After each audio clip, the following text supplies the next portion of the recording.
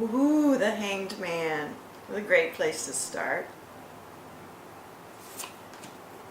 The Ace of Cups. Ooh, some swords. The sun, a knight, a disc. Okay. Oh my goodness. Woo.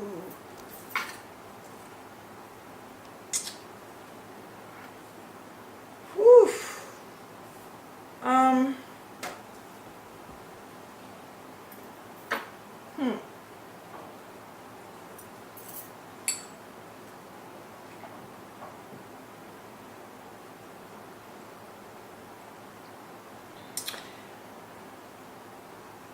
Okay, this is a very strong reading. It has some great energy and a very promising, positive symbols. It also is carrying several cards that touch on the more difficult parts of life, having to do with heart and mind, things of the heart and things of the head, how you're using your mind and what your heart is going through. The reading starts with this really amazing pairing of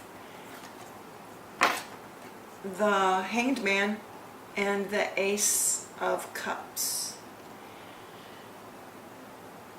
The Hanged Man is a really remarkable card. It expresses being in between, and I describe it as being in a cocoon. And it comes with a sensibility of being, some people feel it as sort of like being stuck. In fact, it is a holding time, a time of being in between, a time of not how you have been and not how you will be. It's a time of transition.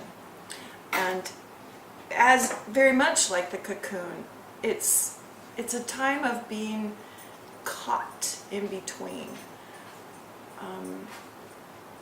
And there's no rushing this period of time. You just have to be with it and allow yourself to rearrange, reconfigure, and unmake yourself in order to remake yourself. And this period of time, which will be operating for I don't know how long, for it's happening now, and it'll happen for some little time until it's done. It's a time it's not so much a time about consciousness, it's a time about sensating, connecting through your spirit, being open to spirit, to move in and through you, and to reconfigure you as more who you truly are. If you think of the cocoon, it's the caterpillar changing into the butterfly. And so in that period of time, immense transformation is occurring. It's coupled with the Ace of Cups. Aces are always about beginnings, always about success, and often about the time frame of a year. Cups have to do with matters of the heart, feelings, emotions, your dreams, things you love. So having this pair here is telling me that your heart is in this place of being remade, of being renewed, actually. It's a very powerful combination. It's sitting on top of, and this card is considered what everything is based on at this time. It's from the Suit of Swords. It's a 9. It's called cruelty. It means how we use our heads to hurt ourselves. And these are often messages that aren't serving us anymore, but we're feeling the pain of them. The 9 actually it speaks of coming just out of the cruelty of these messages. You're becoming more conscious of the painful beliefs and stories you've been telling yourself. And so it's a waking up. It's a time of waking up to the nightmare of the way those beliefs have been controlling you and influencing you and driving you. In that waking up period, you're in a delicate space that it's easy to get caught back in the nightmare, but it's a time to remember, to keep refreshing yourself. That was then, and now I'm into a new, I can think new thoughts, I can have new beliefs. There are new truths that I'm waking up to.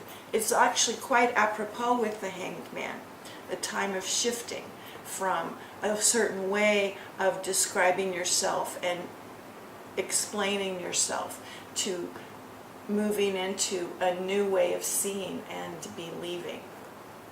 It also has this card, another sword falling in what the position is, what's just in the recent past. This sword is called Sorrow. It's a 3, which is, it actually coordinates with the 9. 9s and 3s are related. The 3 of Swords, being named Sorrow, is expressing how our head and our heart are opposed to one another. They're in conflict. It's a fight. And there's a sense that they can lock down into almost a stalemate. The message and the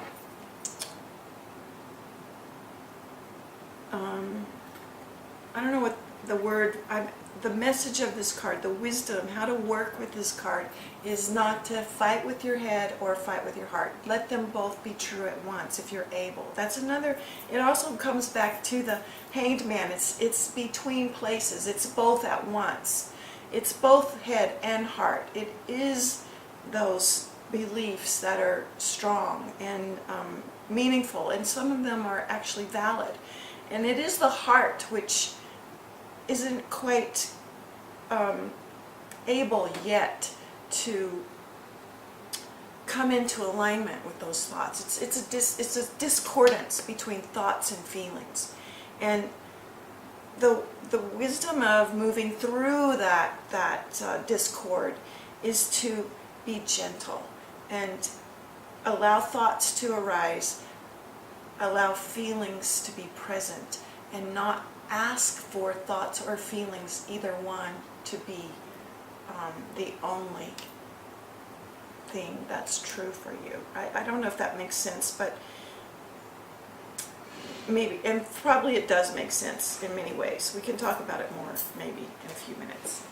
The top of the reading makes me smile.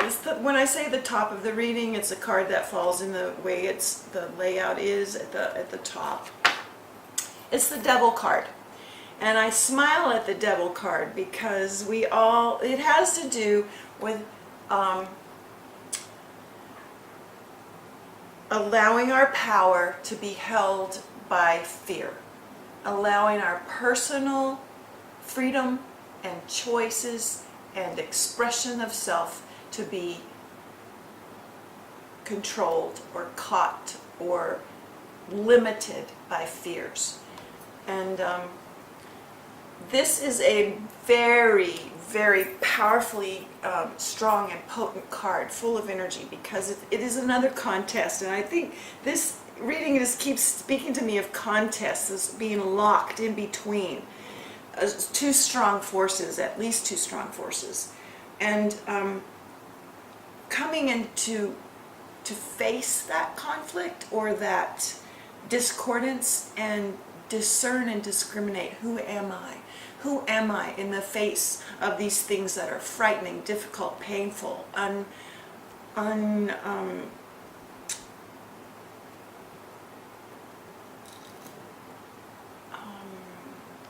unliberating to me, being me in this world? So the Devil card falling at the top of the reading, it tells me that you have an opportunity. This is a beautiful time for you. In the card in this position means what is ideal. Ideally, this is an optional card. It doesn't have to happen, but it's a card that points towards how would you like to ideally resolve this this discord, this conflict between your head and your heart, the old messages, the new messages, the feelings being brought to the surface and then relieved of that,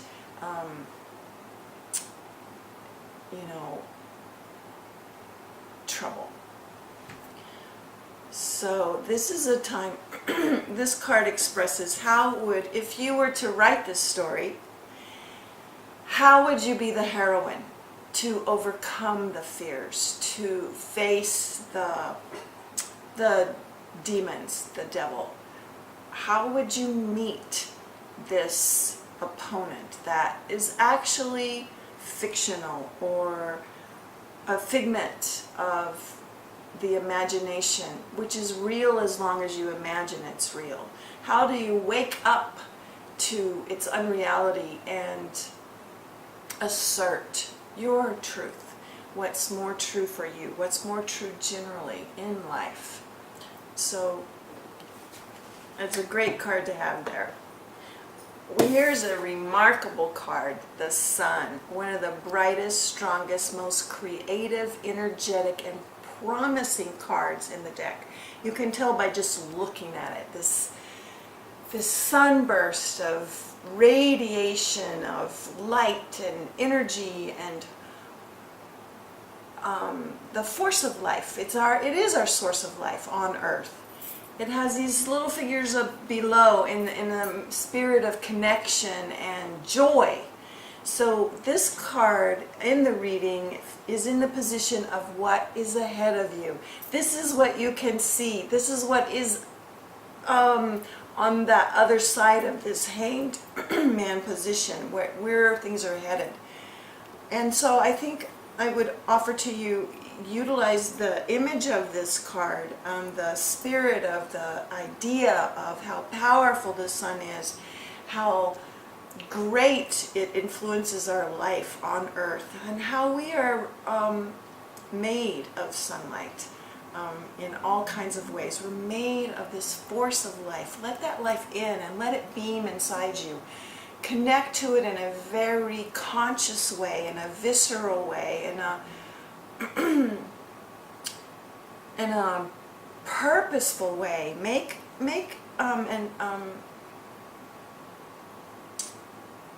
Take on that, I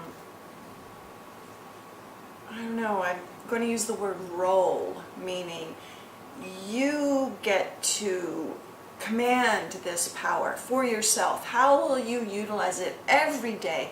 I offer to you that you might start something, consider starting something that claims this power for yourself daily. Maybe in the morning, maybe at night, maybe throughout the day. But I would like you to be specific about this power, this energy, this creative, life-giving force, because it is where you're moving. It's what is possible. And in terms of taking command, claiming your own power, ideally overcoming these fears, that's something I would offer to you is very useful and powerful. The card next in the reading in sequence is the Knight of Cups. It's at the position in the reading which is called the turning point. And I will say to you that this card, with these other cards in this reading, to me is saying everything now turns on you taking hold of what you love, what is what makes your life feel right for yourself. The Knight is the champion of the suit, and the cups again have to do with the heart. What does your heart desire? Take hold of that. Claim it and carry it forward. This card, the Knight of Cups, expresses having arrived at the point of knowing and seeing and kind of collecting your heart's desire and then taking that on into your life. It's not an ending card, it's a forward motion card with a lot of energy. The card after that is the Two of Discs. It's your only disc in the reading. It falls in the position that I call the weather card. It's called change. Change on the physical level. Change how you show up in the world, how the world shows up around you. This card really is not something that you're responsible for or you have control over. It's saying this is a time of change, and it also is very meaningful to me regarding that Hanged Man, which is very much about change. You're in between, you're metamorphosing, you're transforming there in that cocoon. So the times themselves are all about change, and it's good in these times not to lock down on anything and not to expect things to be how they were and not imagine that you can predict how things are going. It's good just to be in the presence of change and trust that, again, it's the force of life. All these things have natural, beautiful genius already built into them. You know, the DNA, the patterns of all life on Earth and off Earth. It's all moving in this beautiful, I can use the word divine, if you will, a higher level of operation. So that's also in play here for you. And I would offer to you not to find it fearful or limiting, but to celebrate it and congratulate yourself being present to it at this time, and open yourself so you move more fluidly with actually change occurring in your life. The next card is another ace, Ace of Fire, Ace of Wands. Again, signifying a beginning that harbinges success that may involve the time frame of a year. So I want to speak to this aspect of a year that you might imagine. You might ritualize this year in the year ahead, that you set an understanding for yourself, that you're not in a hurry, that you have an entire year. And a year isn't, it's not a sentence, like you're sentenced to feel what you're feeling or deal with what you're dealing with for a year. It's something better than that. It's more like anticipation, that every day is bringing you slowly and surely to a new point of arrival and celebration and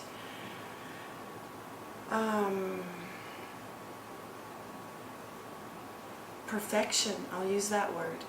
So a year is not that long, and if you take hold of the sense of a year as something meaningful and deliberate, you can have a lot happen for your benefit if you look at your year that way. The final card it speaks to how everything is coming full circle, and it's from the Suit of Cups. It's a 5, and it's called Disappointment. It speaks of the feeling in your heart of letting go, of a time when the time has come when something that was true for you, something that was meaningful to you, it's now time to gently lay it down so that you can be open to what comes in its place. 5s are very much about transition. They're about the disorganization in the name of reorganization. And it's just a normal experience that in that time things are unsettled and sometimes uncomfortable and sometimes unwanted, but it is taking you somewhere beautiful and renewed and clarified for a brand new harmony where things work better for you. So that's the full circle here. I'm going to rearrange them. They'll say a few more things when I do that, so hang on.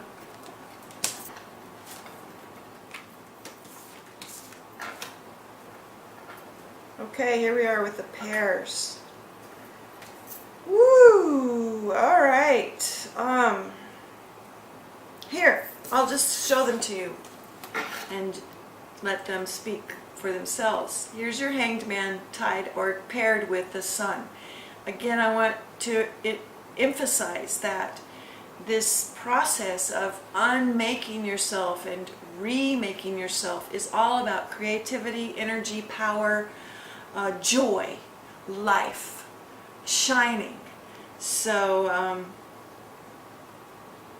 that's a lot to hold, but it's your story, it's your truth, it's what's here for you, and you are made for it. So affirm that to yourself and keep your eyes open to it. Notice how you're changing and how that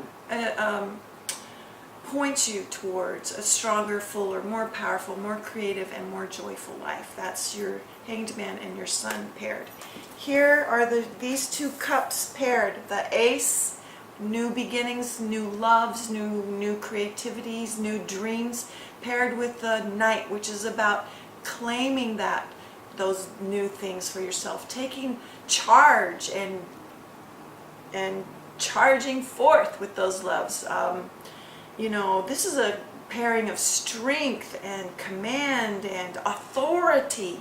You now have the authority of your dreams and of your creativity, so make the most of it. Don't be shy. Don't hesitate. Begin to identify yourself as this stronger, powerful, authorized woman with your dreams, with your joys, with what comes through your heart. The Change card is tied here with the Nine of Swords, which we spoke of as, it's called cruelty, and I tend to call it the nightmare or waking up from the nightmare. So I tied with this Change card, which before we expressed it being sort of an environmental or weather card, that all life on Earth is in this transition between the difficult, the cruel, the limiting, the destructive messages, and waking up to what's possible, how we might otherwise order our lives and our understandings so that we can live more freely and fully and healthily on Earth and with one another. This is a hopeful pairing, actually. Here is the Sorrow card, the Three of Swords, which you spoke of being the head and the heart being in discord, paired with the Ace of Wands. And this pairing for me is expressing that we are always these multi-dimensional beings. Our heads and our hearts are often what we notice first, but remember, there's a spirit. There's an aspect of self that doesn't necessarily go into thoughts or feelings, that's also operating. I offer to you that this pairing asks me to say to you, remember your spirit, remember the great spirit, remember the spirit you that's yours and your own. So allow that spirit to illuminate these difficulties. Commune with the spirit. Activate your spirit. Consider a new spiritual practice, or igniting a practice you've had in the past, taking it to a new level. So a very strong card, especially paired with the Sorrow card, the Head and the Heart and Conflict, expresses the power to draw from that situation the medicine that it has, and then move on from it in a more wholesome and increased way. Now the final pairing is the Devil with the Sorrow, and to me this is expressing the sorrow that may be felt for having been under the control of your fears for any amount of time, but perhaps for a long amount of time, that there's a grieving that is put in this pairing between you are the author of your life. You are not a prisoner of some other influence or force. And it's a curious arrival, a curious recognition that you are the author of your life, and it's time to step out of abdicating your life to any other power, no matter where it came from or what purpose it served for you until this time. Forgive yourself for being under those influences, and be gentle with yourself for the fact that it may have caused you harm or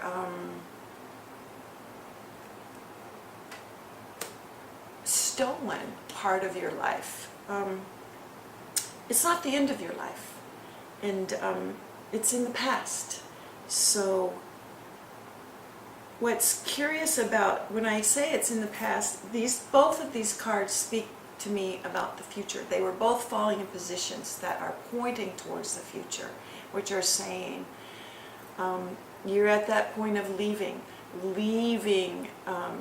the prison, leaving the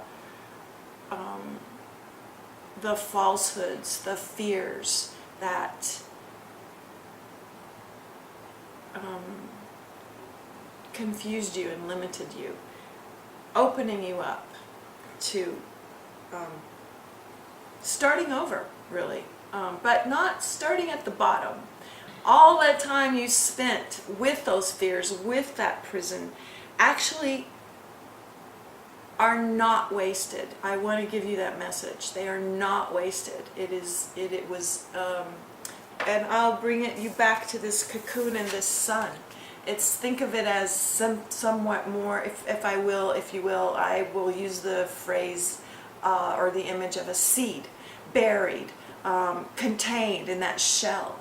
But within it, always the life, always this bursting of life. And now is the time for you to let this sun flower, move forward, open, unfold, and stretch and reach and shine for yourself and the world. I'm going to leave you with that note and bid you Godspeed.